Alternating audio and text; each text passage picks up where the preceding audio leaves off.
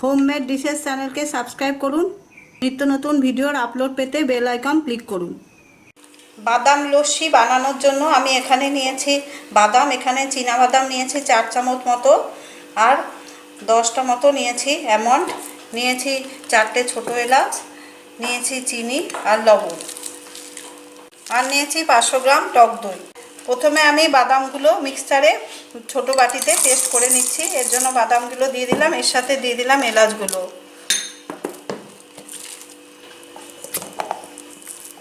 বাদামটা আমি পেস্ট করে নিয়েছি।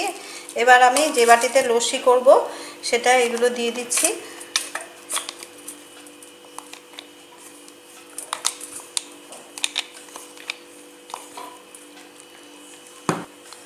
মিক্সারের বড় বাটিটায় আমি এবার দইটা দিয়ে পেস্ট করে নেব ভালোভাবে।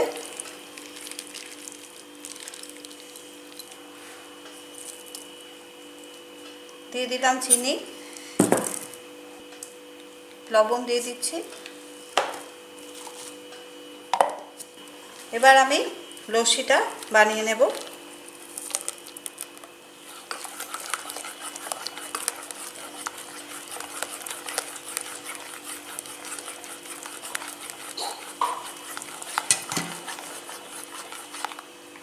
তৈরি হয়ে গেছে লস্যি।